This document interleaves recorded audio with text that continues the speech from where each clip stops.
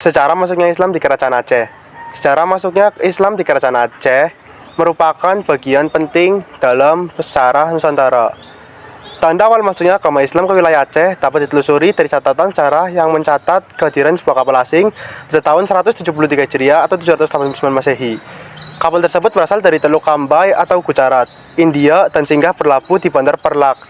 Keberadaan kapal asing ini menjadi salah satu tanda awal masuknya agama Islam ke wilayah Aceh, menandai permulaan penyebaran ajaran Islam di daerah tersebut. Beberapa tokoh yang berpengaruh di Kerajaan Aceh, terutama dalam sejarah Kesultanan Aceh. Antara lain, yang pertama, Sultan Iskandar Muda merupakan salah satu sultan yang paling terkenal dalam sejarah Aceh. Beliau memerintah dari tahun 1607 hingga 1636 dan dikenal sebagai tokoh yang berhasil memperluas kekuasaan Aceh hingga mencapai puncak kejayaannya. Yang kedua, Sultan Ali Mukhayat Shah merupakan salah satu sultan Aceh yang memerintah pada tahun 1514 hingga 1528. Beliau dikenal sebagai sosok yang memperkuat kekuasaan Aceh dan memperluas wilayahnya. Yang ketiga, Sultan Salahuddin merupakan sultan yang memerintah Aceh dari tahun 1528 hingga 1537. Beliau juga memiliki kontribusi dalam memperkuat kekuasaan Aceh pada masa pemerintahannya. Yang keempat, Sultan Alauddin Riayat Shah Al-Qahar merupakan sultan Aceh yang memerintah dari tahun 1537 hingga 1568. Beliau dikenal sebagai tokoh yang berperan dalam sejarah Aceh pada masa pemerintahannya. Yang kelima, Sultan Safiyauddin Shah merupakan salah satu sultanah Aceh yang berkuasa pada abad ke-17. Beliau dikenal sebagai tokoh yang memiliki pengaruh dalam kehidupan politik dan sosial Aceh pada zamannya.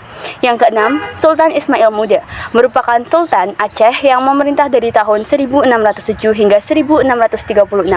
Beliau dikenal sebagai tokoh yang berhasil memperluas wilayah Aceh dan memperkuat kekuasaan kesultanannya. Cara kehidupan sosial, budaya, dan mata pencaharian masyarakat Aceh. Yang pertama, kehidupan sosial. Masyarakat Aceh pada masa Kesultanan Aceh dikenal memiliki struktur sosial yang berorganisir dengan baik. Sistem kekerabatan dan hierarki sosial memainkan peran penting dalam kehidupan sehari-hari. Kehormatan dan penghargaan terhadap para bangsawan dan ulama sangat dijunjung tinggi dalam masyarakat Aceh. Yang kedua, kehidupan budaya. Aceh memiliki warisan budaya yang kaya dan beragam.